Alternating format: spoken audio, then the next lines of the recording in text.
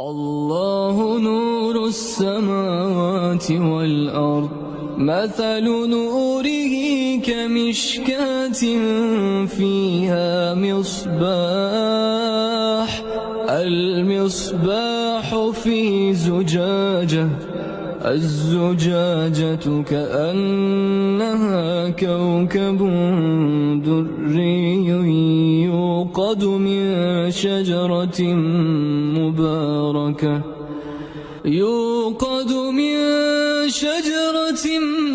مباركة زيتونة لا شرقية ولا غربية يكاد زيتها يضيء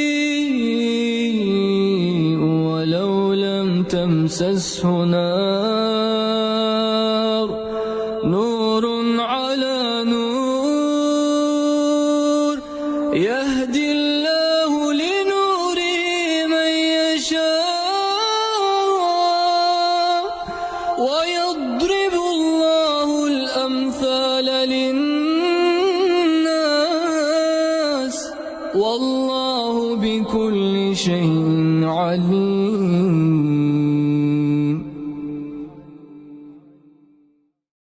السلام علیکم ورحمۃ اللہ وبرکاتہ. تمام سامعین کو خوش آمدید کہتی ہوں لائٹ اپون لائٹ سورہ نور کورس میں. یا رب لک الحمد کما ینبغی لجلال وجہک ولعظیم سلطانک. تمام تعریفیں اللہ سبحانہ و تعالیٰ کے لیے کہ آج ہم سب یہ کورس سن رہے ہیں. اور عزیز بہنوں، جب اللہ سبحانہ تعالیٰ کسی کے ساتھ بھلائی کا ارادہ کرتے ہیں تو اسے دین کی سمجھ دیتے ہیں. اور الحمدللہ یہ موقع آج ہم سب کو ملا ہے کہ ہم سورہ نور کے اہم احکامات اور موضوعات کو سیکھیں گے، سمجھیں گے اور انشاءاللہ عمل بھی کریں گے. عزیز بہنوں، سورہ نور خواتین کی تربیت کے لیے بہت اہم صورت ہے. اس کا پتہ ہمیں چلتا ہے کہ حضرت عمر رضی اللہ تعالیٰ عنہ نے کوفہ کے نام ایک فرمان تحریر کیا کہ اپنی عورتوں کو سورہ نور سکھاؤ. یوں تو ہر سورہ اللہ سبحانہ تعالیٰ کی طرف سے نازل کی گئی ہے، مگر اس سورہ کے آغاز میں اللہ سبحانہ تعالیٰ 3 بار تکرار سے فرماتے ہیں. کیا فرماتے ہیں؟ یہ ایک سورت ہے جس کو ہم نے نازل کیا ہے اور اسے ہم نے فرض کیا ہے اور اس میں ہم نے صاف صاف ہدایات نازل کی ہیں. اللہ تعالیٰ نے 3 بار ہم کا لفظ استعمال کر کے اس سورت کی اہمیت کو اجاگر کیا ہے کہ یہ کوئی عام صورت نہیں، بہت خاص صورت ہے اور اس کے احکامات میری بہنوں فرض کے درجے میں ہیں، سنت یا واجب کے نہیں ہیں. یہ سورہ کوئی نصیحت یا مشورہ نہیں ہے کہ ہم کو پسند آئے یا ہمارا جی چاہے تو ہم مانیں، نہیں تو انکار کر دیں. عزیز بہنوں، یہ اللہ سبحانہ و تعالیٰ کی قطعی احکام ہیں اور ہم پر ان کی پیروی لازم ہے. ہمارے احساسات و شعور میں اچھی طرح یہ بات ہونی چاہیے کہ یہ اللہ کے احکامات ہیں جس کے قبضے میں ہماری جانیں ہیں اور جس کے پکڑ سے بچ کر نہ تو ہم دنیا میں کہیں جا سکتے ہیں اور آخرت میں اسی کے پاس لوٹنا ہے.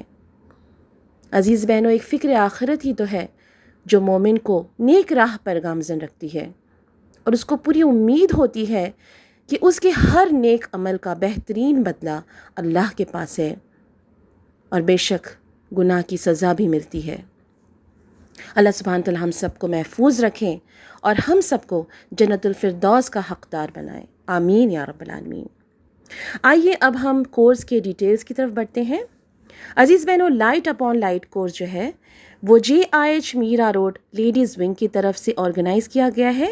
یہ 5 دن کا کورس ہے اور ہر دن جو ہے عزیز بہنوں یہ ویڈیوز جو ہے ہر روز ڈیلی 4 بجے اپلوڈ کی جائیں گی اور ڈیلی ہر ویڈیو میں جو ہے کچھ کویشچنس دیے جائیں گے ویڈیو کے ڈسکرپشن میں، جن کی تیاری آپ سب کو کرنی ہے کیونکہ 5th ڈے یعنی جو لاسٹ ڈے ہوگا اس ویڈیو کے ڈسکرپشن میں ایک جو ہے آن لائن ٹیسٹ کی لنک شیئر کی جائے گی جو بہت ہی آسان ہوگی انشاءاللہ.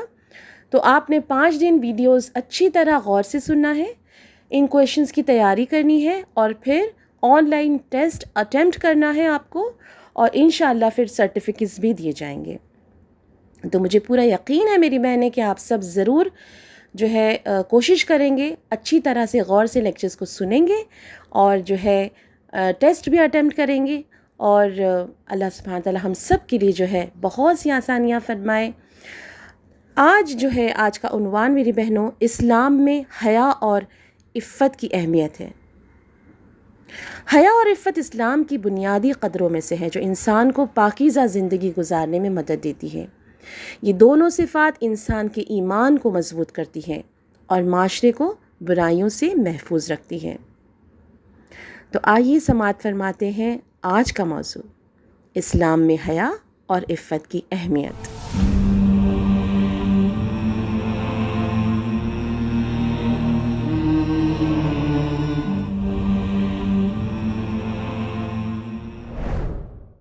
الحمدللہ والصلاة والسلام علی رسول اللہ وعلی آلہ واصحابہ اجمعین، اما بعد، فاعوذ باللہ من الشیطان الرجیم، بسم اللہ الرحمن الرحیم، رب اشرح لی صدری ویسر لی امری واحلل عقدۃ من لسانی یفقہوا قولی۔ میری عزیز دینی بہنوں اور ساتھیوں، السلام علیکم ورحمۃ اللہ وبرکاتہ۔ معزز سامعین، ہمارا دین اسلام 4 امور پر قائم ہے: عقائد، عبادات، معاملات اور اخلاقیات۔ آج ہم جس موضوع پر گفتگو کریں گے وہ اخلاقیات سے متعلق ہے، بلکہ وہ اخلاق و ادب کی جڑ، اس کی اساس اور اس کا فاؤنڈیشن ہے۔ جی ہاں میری بہنوں، میرا موضوع سخن ہے اسلام میں حیا اور عفت کی اہمیت، سورہ نور کی روشنی میں۔ پیاری بہنوں، موضوع کی گہرائی میں اترنے سے پہلے آئیے ہم دیکھیں کہ لفظ حیا کے معنی کیا ہیں۔ حیا کے لغوی یعنی لغت کے مطابق معنی ہے وقار، سنجیدگی اور متانت۔ یہ ہے بے شرمی، فحاشی اور بے حیائی کی ضد۔ امام ابو العلا مودودی کے نزدیک اسلام کی اصطلاح میں حیا سے مراد وہ شرم ہے جو کسی برے کام کی جانب مائل ہونے والا انسان خود اپنی فطرت کے سامنے اور خدا کے سامنے محسوس کرتا ہے۔ امام راغب اصفہانی کے مطابق حیا وہ وصف، وہ خوبی ہے جس کی وجہ سے برا کام کرنے پر نفس میں تنگی محسوس ہوتی ہے۔ علامہ ابن حجر رحمہ اللہ کے نزدیک حیا وہ خلق ہے جو انسان کو نیکی کرنے پر اور برائی نہ کرنے پر ابھارے۔ تو اس سے ہمیں کیا پتہ چلا میری بہنوں؟ ہمیں پتہ چلا کہ حیا دراصل اس عظیم صفت، اس مزاج، اس عادت، اس خوبی، اس ویری نیچر کا نام ہے جو انسان کو اس بات پر آمادہ کرے کہ ایک طرف تو وہ اپنے خدا سے ڈرتے ہوئے برے، فحش اور حرام قسم کی باتوں اور کاموں سے پرہیز کرے، تو دوسری طرف اچھی باتوں اور کاموں کو کرنے میں اپنا دل لگائے۔ یہ تو ہوئی حیا کی تعریف۔ اور عفت، حیا ہی کے جذبے سے پیدا ہونے والا یہ وہ نیک طرز زندگی ہے جو انسان کی آبرو، عزت، اس کی پرہیزگاری اور پاکدامنی کو واضح کرتا ہے اور اسے دنیا اور آخرت میں ایک معزز نیک نام انسان بناتا ہے۔ حاضرین محفل، حیا کی 2 قسمیں ہیں۔ نمبر 1، فطری حیا، وہ حیا جو فطری طور پر ہر انسان میں موجود ہوتی ہے، جو ہماری فطرت اور جبلت میں رکھ دی گئی ہے، حتیٰ کہ چھوٹے بچوں میں بھی وہ نظر آتی ہے۔ مثلاً اپنے سطر کو چھپانا۔ یہی وجہ ہے کہ جب آدم اور ان کی بیوی حوا علیہ السلام نے جنت کے اس ممنوع درخت کا پھل کھا لیا تو ان کی شرمگاہیں کھل گئیں اور مارے شرم کے وہ جنت کے پتوں سے انہیں ڈھانپنے چھپانے لگے۔ اس سے ہمیں کیا پتہ چلا؟ یہ کہ حیا حضرت آدم اور حوا علیہ السلام کی جبلت اور فطرت میں رکھ دی گئی تھی۔ دوسرے نمبر پر ہے ایمانی حیا۔ اس سے مراد وہ حیا ہے جو محض خدا کے خوف کے سبب انسان کو حرام کاموں سے روک دے۔ میری بہنوں، ایمانی حیا فطری حیا ہی سے پیدا ہوتی ہے، مگر اس کے لیے انسان کو کوشش کرنی پڑتی ہے۔ یہ انسان میں اس طرح آتی ہے کہ وہ ہر وقت، ہر جگہ اللہ تعالیٰ کو خود کو دیکھتا محسوس کرے، خود کی نگرانی کرتا محسوس کرے۔ جب اسے یہ احساس پیدا ہو جائے گا کہ اس کی ہر حرکت، ہر سوچ اللہ کے علم میں ہے تو وہ خدا سے حیا کرتے ہوئے اس کی نافرمانی سے بچنے کی کوشش میں لگا رہے گا۔ اللہ تعالیٰ کا فرمان ہے سورہ نساء آیت نمبر 1، ان اللہ کان علیکم رقیبا، یقیناً اللہ تعالیٰ تمہارے اوپر نگراں ہیں۔ سورہ حجرات آیت نمبر 18، واللہ بصیر بما تعملون، جو کچھ تم کرتے ہو اللہ تعالیٰ اسے خوب دیکھ رہا ہے۔ سورہ حشر آیت نمبر 18، ان اللہ خبیر بما تعملون، جو کچھ تم کرتے ہو اللہ تعالیٰ یقیناً اس کی پوری طرح خبر رکھتا ہے، بلکہ اللہ تعالیٰ تو آنکھوں کے اشاروں اور دلوں کے بھید تک کو جانتا ہے۔ سورہ مومن آیت نمبر 19، یعلم خائنۃ الاعین وما تخفی الصدور، وہ نظروں کی چوری کو بھی جانتا ہے اور ان چھپی خفیہ باتوں کو بھی جو سینوں نے چھپا رکھی ہیں۔ پیاری بہنوں، ان تمام آیات کو ذکر کرنے کا مقصد یہ ہے کہ ہم اس بات کو خوب سمجھ لیں کہ ہمارا خدا ہمارے اعمال سے پوری طرح باخبر خدا ہے۔ وہ ہمیں ہر جگہ سننے اور دیکھنے والا خدا ہے۔ وہ ہماری شہرت سے زیادہ نزدیک خدا ہے، ہمارے دلوں کے چھپے رازوں سے باخبر خدا ہے۔ تو ایسے خدا کے احکامات کی نافرمانی سے ہمیں بچنا چاہیے یا نہیں؟ اس سے ہمیں حیا کرنی چاہیے یا نہیں؟ اس کا فیصلہ ہم خود اپنے دل، اپنے ضمیر سے پوچھیں۔ میری دینی بہنوں، ہم خوب جانتے ہیں کہ شرم و حیا وہ عمدہ اخلاق ہے جو گناہوں کی راہ میں آڑ کر دیتا ہے، ہمیں گناہوں سے بچاتا ہے۔ تمام مذاہب میں حیا کو پسندیدہ قرار دیا گیا ہے، مگر اسلام کا تو مزاج اس کا انحصار ہی حیا پر ہے، کیونکہ یہی وہ عمل ہے جو سوسائٹی کے تمام افعال اور پورے نظام کو منظم اور برائیوں سے پاک رکھتا ہے۔ یہی وجہ ہے کہ تمام انبیاء نے حیا اور شرم اور عفت کی تعلیم ہمیں دی۔ ہر زمانے کی عقل و فطرت نے حیا اور عفت کو تسلیم کیا۔ گناہوں سے پاک رہنے کی خواہش رکھنے والے ہر دل نے ہر زمانے میں اس کو سر بسر قبول کیا۔ حیا کی قوت گناہ کی قوت کو پچھاڑ دیتی ہے، حرام و حلال کو ممیز کر دیتی ہے اور نیکی کی راہوں کو کھول دیتی ہے۔ جب یہ شعوری طور پر سوچ سمجھ کر زندگی میں اختیار کی جاتی ہے تو اس سے ایمان بڑھ جاتا ہے، تقویٰ کو جلا ملتی ہے، اللہ تعالیٰ سے ہمارا تعلق بن جاتا ہے اور اس میں مضبوطی آتی ہے۔ ہمارے اندر سے اللہ کی محبت اور اس کے خوف سے اطاعت کی کرنیں گویا پھوٹ پھوٹ کر نکلتی ہیں اور ہمارے سارے کردار، ہماری شخصیت، غرض ہمارے اندر اور ہمارے باہر کو روشن کر دیتی ہے اور ہمارے سینے کو وہ طاق، وہ نچ بنا دیتی ہے جس کا ذکر سورہ نور کی آیت 35 میں آتا ہے۔ کمشکاتٍ فیہا مصباح، المصباح فی زجاجہ، الزجاجۃ کأنہا کوکب دری، جیسے ایک طاق جس میں ہے ایک چراغ ایسا ایک فانوس ایک لینٹرن میں، اور وہ لینٹرن، وہ فانوس خود ایسا جیسے موتی کی طرح چمکتا ہوا تارا۔ الحمدللہ، کیا ہوگا کوئی ایسا مسلمان جو ایسی حیا اور ایسے ایمان کی روشنی سے اپنے سینے کو منور نہ کرنا چاہے؟ ارباب محفل، حیا کی اہمیت کیا ہے؟ اس کا اندازہ لگانے کے لیے اب ہمیں یہ دیکھنا ہوگا کہ حیا کس کی صفت ہے۔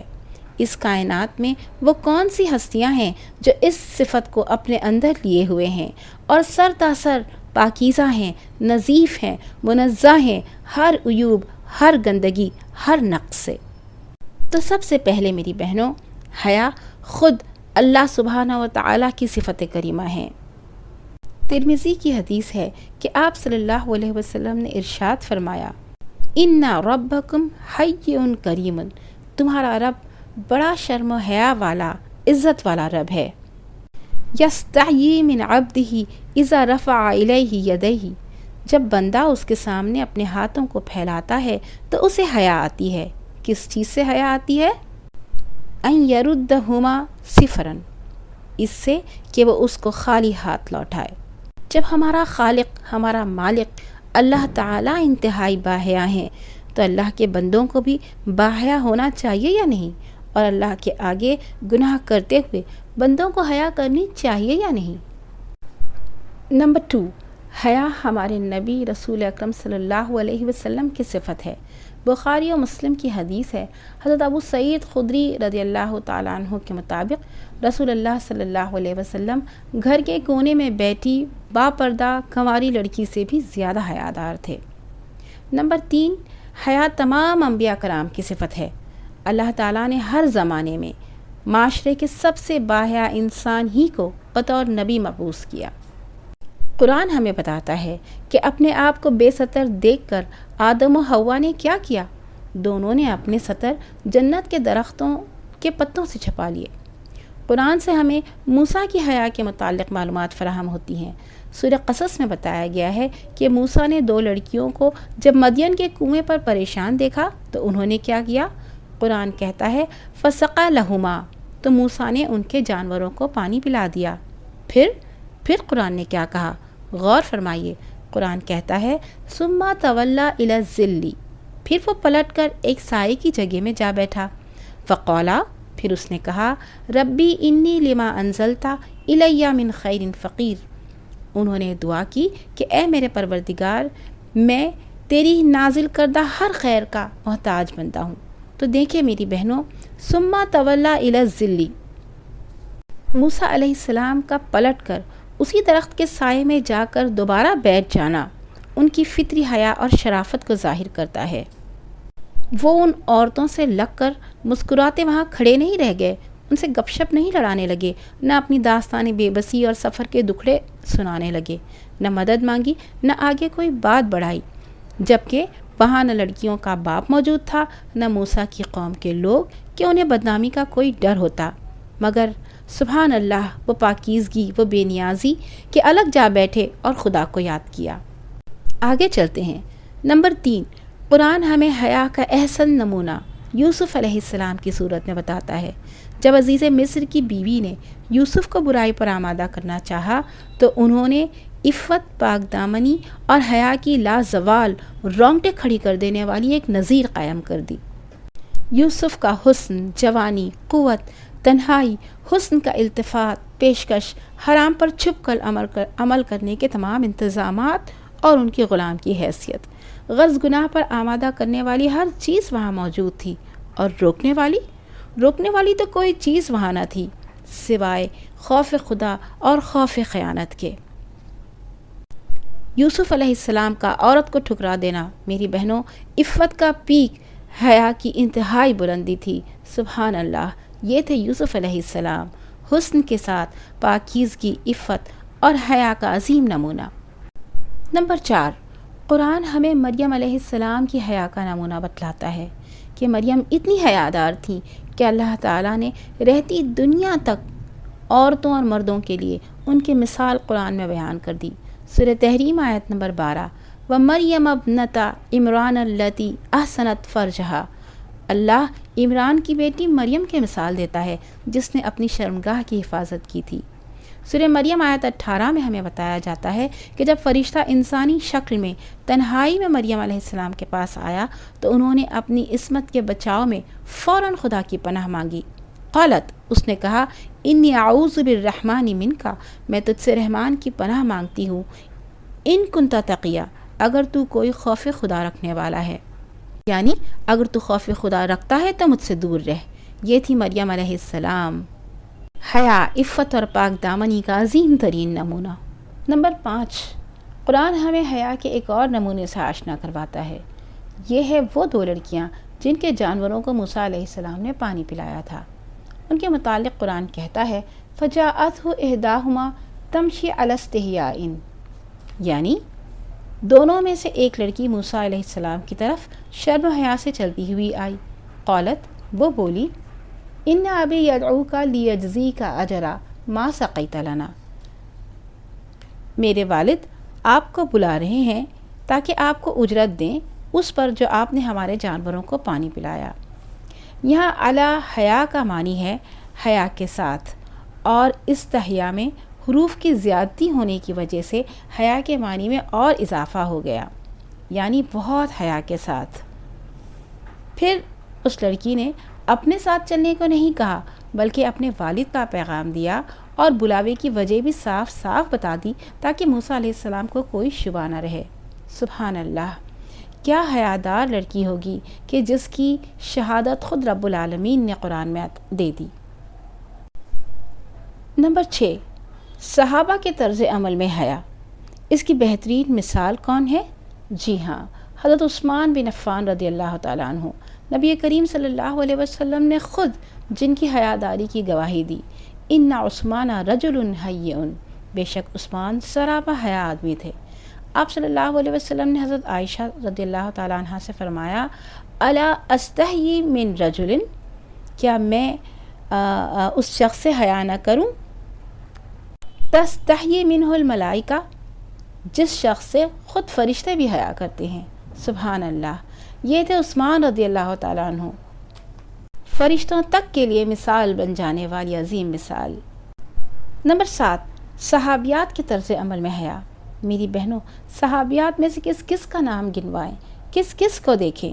حضرت فاطمہ رضی اللہ تعالیٰ عنہ، جنہوں نے اپنے جنازے سے بھی اپنے قد کاٹ کو ظاہر نہ کرنے پر زور دیا۔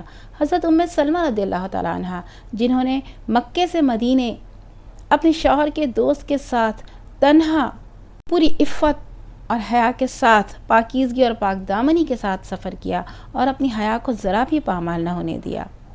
حضرت اسماء رضی اللہ تعالیٰ عنہ، جنہوں نے سر پر گٹھلیوں کا گٹھا ہونے کے باوجود اللہ کے رسول صلی اللہ علیہ وسلم کی سواری آفر کیے جانے پر ان کے ساتھ بیٹھنا اور مردوں کے ساتھ چلنا اپنی حیا اور اپنے شوہر کی غیرت کے خلاف سمجھا۔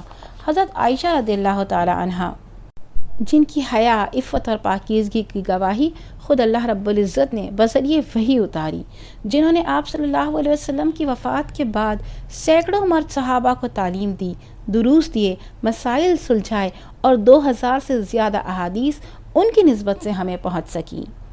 سبحان اللہ، اے شمع علم کے پروانوں، یہ ساری مثالیں ہمیں کیا بتا رہی ہیں؟ خدا حیا کرتا ہے، اس کا رسول حیا کرتا ہے، انبیاء کرام حیادار تھے، صحابہ صحابیات حیا کا پیکر تھے، تو اب ہمارے لیے پھر کیا راستہ رہ جاتا ہے؟ ان عظیم اسلامی ہستیوں کے بعد آئیے رسول اللہ صلی اللہ علیہ وسلم کی تعلیمات میں حیا کا تصور اور آپ کی ہدایت کو دیکھتے چلیں۔ صحیح احادیث کی، یعنی بخاری و مسلم کی چند واضح احادیث آپ کے سامنے ذکر کرتے ہیں۔ آپ صلی اللہ علیہ وسلم نے فرمایا، اِنَّ لِكُلِّ دِینٍ خُلُقًا، بے شک ہر دین کا ایک خلق یعنی ایک مزاج ہوتا ہے، وَخُلُقُ الْإِسْلَامِ الْحَیَا، اور اسلام کا خلق، اسلام کا مزاج حیا ہے۔ عموماً شرم و حیا کو صرف عورتوں سے مخصوص سمجھا جاتا ہے، مگر حیا مرد و عورت دونوں کا یکساں اخلاقی وصف ہے۔ اگر ایسا نہ ہوتا تو آپ صلی اللہ علیہ وسلم حیا کو عورت کا خلق کہتے، مگر آپ نے کہا حیا اسلام کا خلق ہے، اس لیے کہ حیا مرد و عورت دونوں کی ذمہ داری، دونوں کی صفت ہے۔ ہم نے دیکھا نا کہ محمد صلی اللہ علیہ وسلم اور صحابہ کرام حیا کرتے تھے، یوسف علیہ السلام اور موسیٰ علیہ السلام حیا کرتے تھے، آدم اور حوا دونوں نے حیا کی۔ چنانچہ مرد بے حیائی کا سارا الزام عورتوں پر ڈال کر خود اس دائرے سے فرار حاصل نہیں کر سکتے۔ حدیث بخاری، نبی اکرم صلی اللہ علیہ وسلم نے فرمایا، فَإِنَّ الْحَيَاءَ مِنَ الْإِيمَانِ، حیا ایمان کا حصہ ہے۔ حدیث بخاری و مسلم، الایمان بضع وستون شعبہ، ایمان کے 70 سے زائد شعبے یا حصے ہیں، والحیا، اور حیا شعبۃ من الایمان، ایمان کا ایک شعبہ، ایک حصہ ہے۔ حدیث بخاری و مسلم، الحیاء لا یاتی الا بخیر، حیا بس خیر ہی لاتی ہے۔ دیکھیں یوسف علیہ السلام کے قصے میں حیا کیا لائی؟ عزت، بادشاہت، نیک نامی اور خاندان سے ملا۔ موسیٰ علیہ السلام کے قصے میں حیا کیا لائی؟ بیوی ملی، پناہ ملی، نبوت ملی۔ اور مدین کی لڑکیوں کے قصے میں حیا کیا لائی؟ انہیں ایک ایماندار، اس میں سے ایک کو ایک ایماندار شوہر ملا، اور انہیں اپنے گھر کے کام کاج کے لیے ایک باعزت، ایماندار اور نیک ملازم۔ مریم کو اپنی حیا کے عوض کیا ملا؟ سبحان اللہ، ایک نبی کی وہ ماں کہلائیں۔ حدیث بخاری و مسلم، قیامت کے دن اللہ تعالیٰ کے عرش کے سائے میں پناہ پانے والے 7 خوش نصیبوں میں ایک وہ نوجوان ہوگا جو خدا کے ڈر سے اپنی عفت و عصمت کی حفاظت کرے اور کسی عورت کی دعوت زنا کو قبول نہ کرے۔ آپ صلی اللہ علیہ وسلم نے فرمایا ورجل دعتہ امرأۃ، ایک ایسا آدمی جسے دعوت دے کوئی عورت، بلائے کوئی عورت، کیسی؟ ذات منصب و جمال، بڑے نام والی، بڑی حسین، فقالا، تو وہ اس عورت سے کہے انی اخاف اللہ، مجھے تو اپنے خدا سے بہت ڈر لگتا ہے۔ بخاری کی حدیث ہے، نبی اکرم صلی اللہ علیہ وسلم نے فرمایا اذا لم تستحی، جب تو حیا نہ کرے، فاصنع ما شئت، تو پھر تو جو چاہے کرتا پھر، یعنی جب تک انسان شرم و حیا کے دائرے میں رہتا ہے ذلت اور رسوائی سے محفوظ رہتا ہے، اور جب اس سے باہر نکل جاتا ہے تو پھر گھٹیا اور بدترین کام بھی بڑی ڈھٹائی سے کر ڈالتا ہے، اور خدا کے نزدیک ایسی زندگی کی کوئی ویلیو نہیں رہتی۔ ایک اور حدیث، آپ صلی اللہ علیہ وسلم نے فرمایا حیا اور ایمان آپس میں ملے ہوئے ہیں، ان میں سے اگر ایک بھی اٹھ جائے تو دوسرا خود بخود اٹھ جاتا ہے، یعنی حیا اور ایمان لازم و ملزوم ہے۔ حیا ہوگا تو ایمان ہوگا، حیا ہوگی تو ایمان ہوگا، ایمان ہوگا تو حیا ضرور ہوگی۔ اس سے یہ بھی معنی نکل آتا ہے کہ جس میں حیا ہوتی ہے اس میں نیکی کے تمام اسباب موجود ہوتے ہیں، اور جس شخص میں حیا نہ رہے اس میں نیکی کرنے کے تمام اسباب ختم ہو کر رہ جاتے ہیں۔ میری بہنوں، یہ تھی تعلیمات احادیث رسول۔ ان کو جاننے کے بعد کیا کسی مسلمان مرد یا عورت کے لیے حیا کو ترک کر دینا، اپنی خواہشات یا دنیاوی تقلید میں اپنی عفت و عصمت، عزت و آبرو کو قربان کرنے کا کیا کوئی جواز باقی رہ جاتا ہے؟ کیا رسول صلی اللہ علیہ وسلم سے محبت کرنے والے، خدا سے محبت کرنے والے کسی مسلمان کے لیے اس میں کوئی غور طلب بات ہے، یا یہ بس ایک درس ہے، ایک تقریر ہے، ایک بیان ہے، الفاظ ہی الفاظ ہیں جو کہہ دیے گئے اور سن لیے گئے؟ میں نے کہہ دی تم نے سن لی، یہ تو کوئی بات نہیں۔ میں نے کہہ دی تم نے سن لی، یہ تو کوئی بات نہیں۔ دل سے نکلے دل میں اترے تب تو کوئی بات بنے۔ سامعین اکرام، شرم و حیا اسلامی سماج کے لازمی پارٹس ہیں۔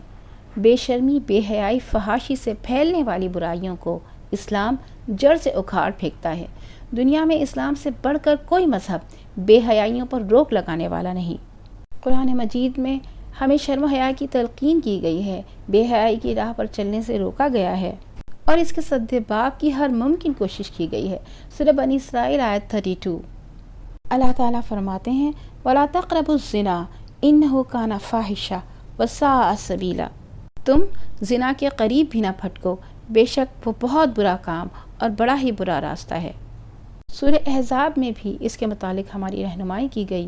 البتہ حیا، پاکیزگی اور طہارت سے متعلق احکامات کو جس تفصیل کے ساتھ اللہ تعالیٰ نے سورہ نور میں بیان کیا وہ کسی اور سورہ میں ہمیں نہیں ملتا۔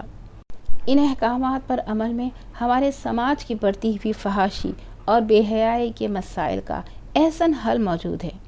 آئیے ان احکامات کو دیکھیں۔ قرآن و حدیث دونوں میں فحاشی اور بے حیائی کی جڑ آنکھوں کی بے احتیاطی کو سب سے پہلے ایڈریس کیا گیا۔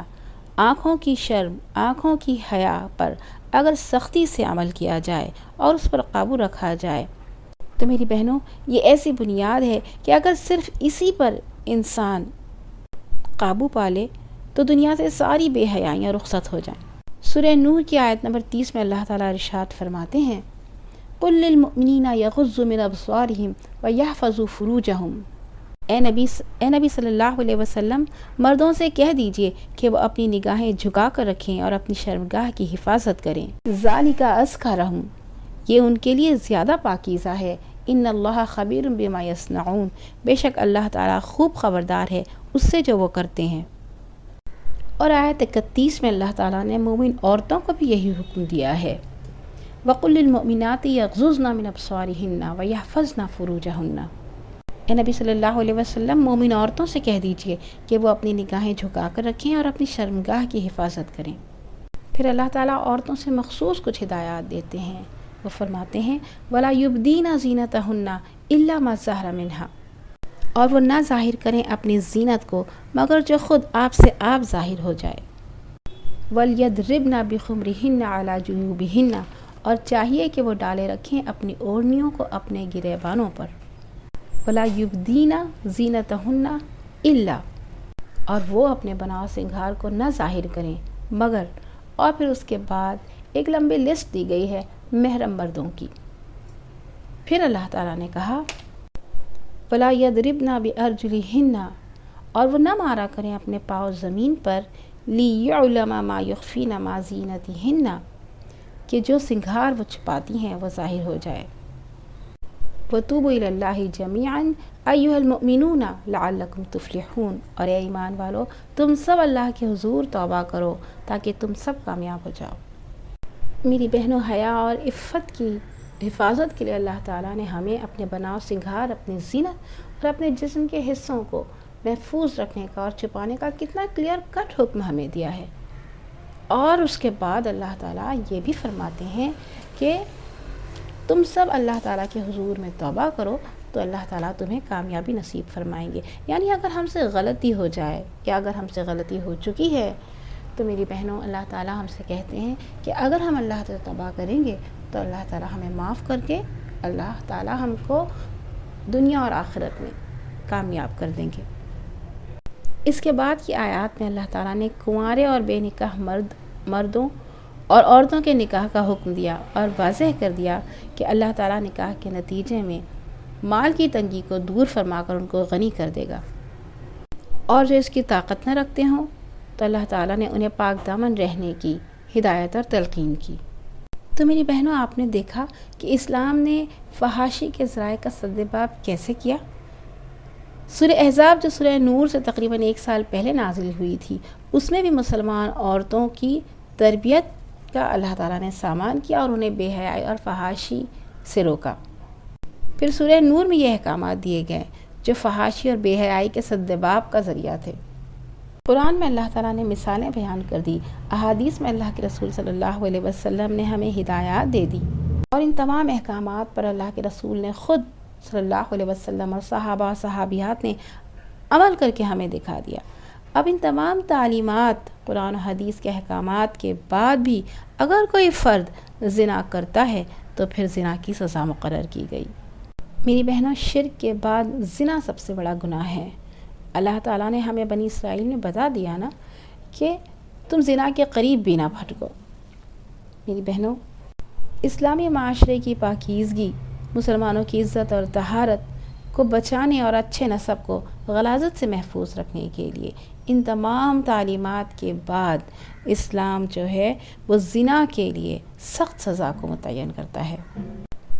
زنا کی سزا سے متعلق پہلا حکم سورہ نساء کی آیت 15 اور 16 میں نازل ہوا تھا۔ زنا کی عادی اور قہبہ چلانے والی عورتوں کے لیے یہ حکم تھا کہ جب تک کوئی حکم اللہ تعالیٰ کی طرف سے نازل نہیں ہوتا انہیں ان کے گھروں میں بند رکھا جائے، اور جو عام مجرم ہوں اس جرم کے مرد و عورت انہیں سخت ایذا، سخت تکلیف دی جائے، یہاں تک کہ وہ توبہ کریں اور اپنی اصلاح کریں تو پھر اللہ تعالیٰ انہیں معاف کر دے گا۔ ایذا دینے کا، تکلیف دینے کا مطلب ہے لعنت، ملامت، توہین و تذلیل اور مار پیٹ۔ مگر سزا کا یہ حکم عارضی تھا۔ پھر 6 ہجری کے اواخر میں سورہ نور میں 100 کوڑے کی سزا مقرر کی گئی۔ سورہ نور آیت نمبر 2، الزانیۃ والزانی فاجلدوا کل واحد منہما 100 جلدۃ۔ زانیہ عورت اور زانی مرد دونوں میں سے ہر ایک کو 100 کوڑے مارو۔ ولا تاخذکم بہما رأفۃ فی دین اللہ، اور ان پر ترس کھانے کا جذبہ اللہ کے دین کے معاملے میں تم کو نہ آ پکڑے۔ ان کنتم تؤمنون باللہ والیوم الآخر، اگر تم اللہ تعالیٰ اور روز آخر پر ایمان رکھتے ہو۔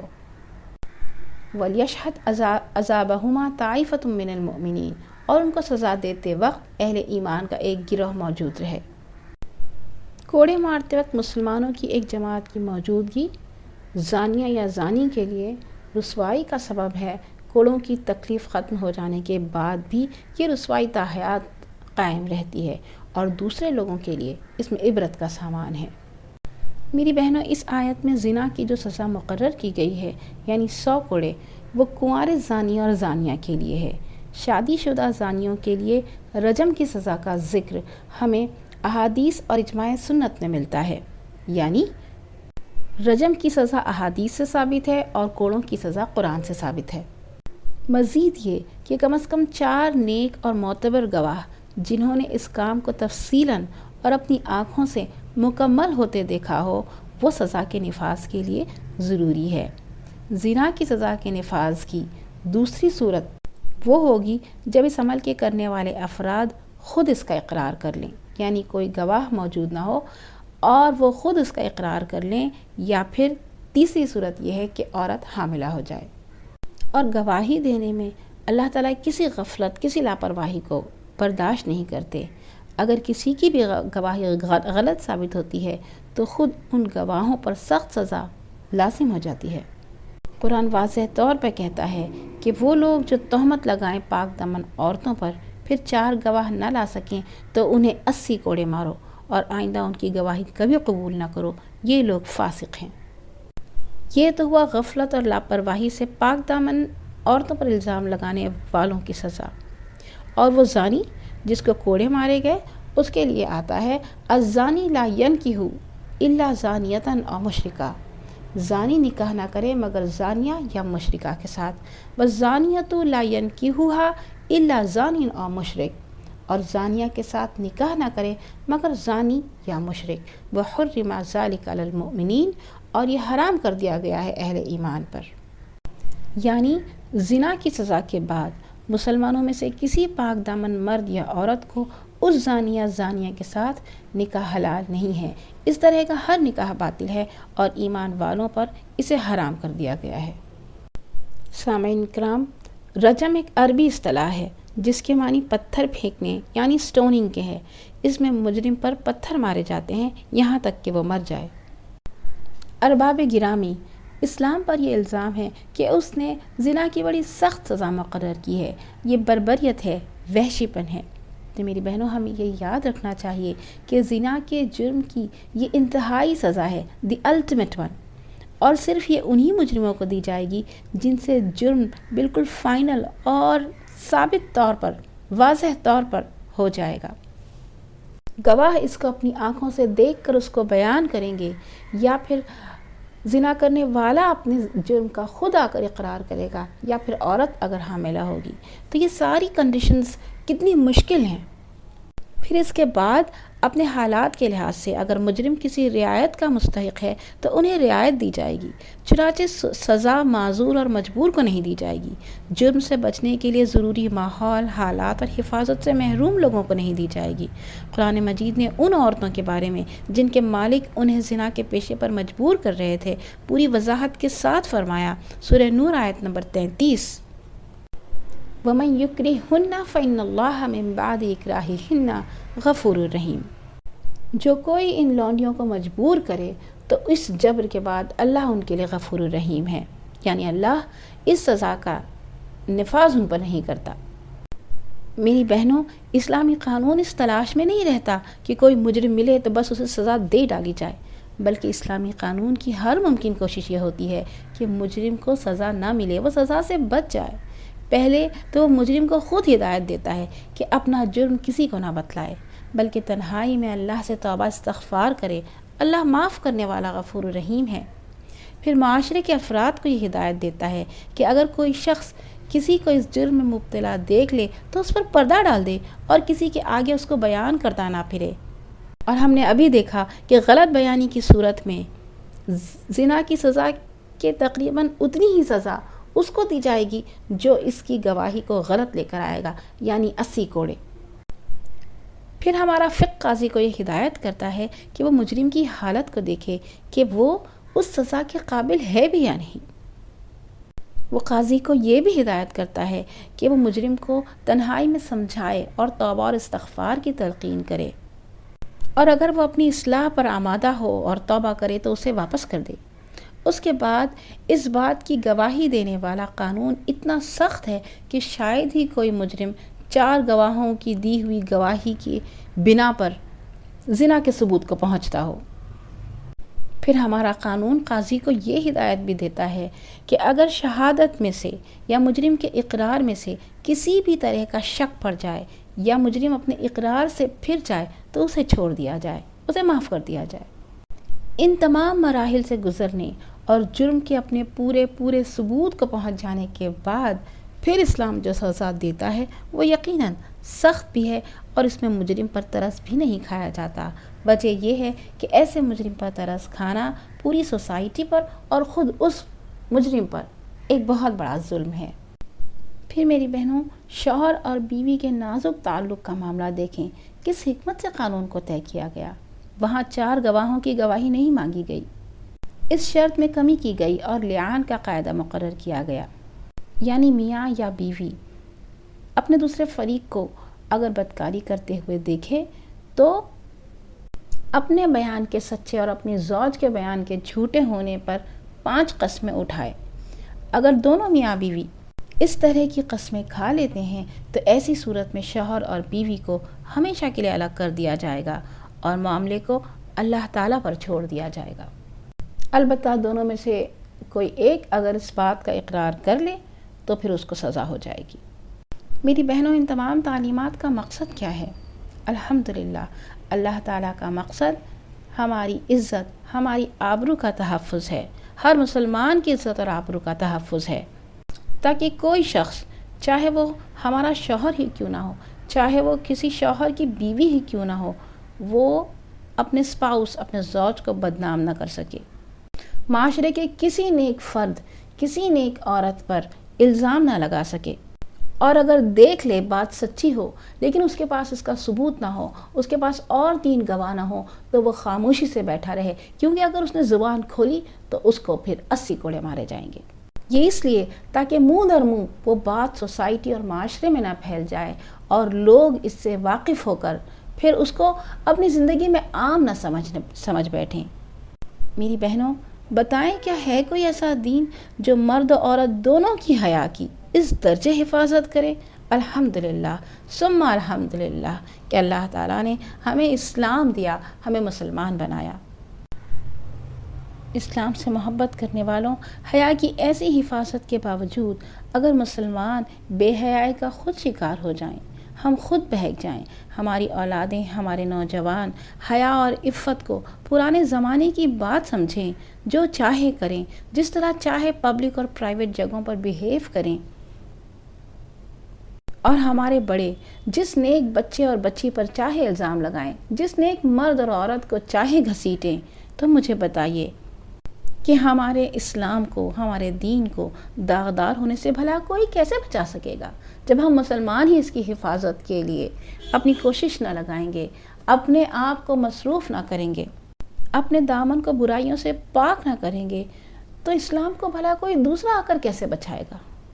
میری عزیز بہنوں، معاشرے میں چل رہے کسی ٹرینڈ کو، کسی عمل کو مشہور و مقبول اور جائز ہم انسان ہی بناتے ہیں، اور اس کو ختم کرنے کا اختیار بھی ہم انسانوں ہی کے پاس ہے۔ کسی ناشائستہ بات، عمل یا برائی کے لیے اچھائی کے آلٹرنیٹ حل کا تلاش بھی ہم انسانوں ہی کی ذمہ داری ہے، اور بحیثیت مسلمان یہ ہمارا فرض ہے کہ ہم حیا کے فقدان سے، حیا کی کمی سے پھیلنے والی برائیوں کے سد باب، حیا کے اصولوں پر مکمل طور پر عمل کر کے کریں۔ دوسروں کو الزام دینے سے، دوسروں کو نصیحت کرنے سے کچھ نہیں ہوگا۔ ہر ایک کو یہ ذمہ داری قبول کرنی ہوگی، مرد ہوں یا خواتین، حکمراں ہوں یا رعایا، علماء ہوں یا عوام، سب کو اس معاشرے سے بے حیائی اور بے شرمی کو ختم کرنے کی اپنی سی استطاعت اور کوشش ضرور کرنی چاہیے۔ جیسے کہ سورہ تحریم آیت نمبر 6 میں اللہ تعالیٰ فرماتے ہیں، یا ایھا الذین آمنوا قوا انفسکم واہلیکم نارا، اے لوگوں جو ایمان لائے ہو، بچاؤ اپنے آپ کو اور اپنے اہل عیال کو اس آگ سے، وقودھا الناس والحجارہ، جس کا ایندھن انسان اور پتھر ہوں گے۔ اور ہمیں یہ بھی یاد رکھنا چاہیے کہ اللہ تعالیٰ نہایت غفور الرحیم ہے۔ اگر ہم سے ایسی غلطی ہو جائے یا ہو گئی ہو تو پھر ہمیں چاہیے کہ ہم اللہ کے حضور توبہ و استغفار کریں اور اپنی اصلاح کے لیے کام کریں، اور آئندہ کبھی پلٹ کر ایسے گناہوں کی طرف نہ دیکھیں۔ اگر ہم حیا کے اس معیار کو پہنچ جائیں گے تو دنیا لاکھ انگلی اٹھائے، خدا عائشہ رضی اللہ تعالیٰ عنہا کی طرح ہماری پاکیزگی کی گواہی کیوں نہیں دے گا؟ مریم کی طرح ہماری عفت و عظمت کو کیوں نہیں بچائے گا؟ کیا وہ ہمارا خدا نہیں؟ اللہ تعالیٰ ہم سب کو اپنے احکامات اور نبی صلی اللہ علیہ وسلم کی تعلیمات کا درست شعور بخشیں۔ ہمیں یوسف اور عثمان اور فاطمہ و عائشہ اور مریم علیہ السلام جیسی حیا سکھائے اور ہمیں صراط مستقیم پر چلائے، آمین یا رب العالمین۔ ایک عرب شاعر کے شعر پر اپنی بات کو ختم کروں گی۔ اذا لم تخش عاقبت اللیالی ولم تستحی فاصنع ما تشاء۔ اگر آپ رات کے برے کاموں کے نتیجے سے خوف زدہ نہیں ہیں اور آپ کو شرم نہیں آتی تو آپ جو چاہیں کریں۔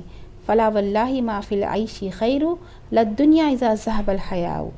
بس خدا کی قسم، جب زندگی سے حیا چلی جائے تو زندگی اور دنیا میں کوئی بھی بھلائی باقی نہیں رہتی۔ یعیش المرء ما استحیا بخیر ویبقى العود ما بقی اللحاء۔ آدمی اس وقت تک بھلائی کے ساتھ زندہ رہتا ہے جب تک اس میں حیا باقی رہتی ہے، جیسے کہ درخت اس وقت تک زندہ رہتا ہے جب تک کہ اس کی چھال باقی رہتی ہے۔ جزاک اللہ خیر۔ السلام علیکم ورحمۃ اللہ وبرکاتہ۔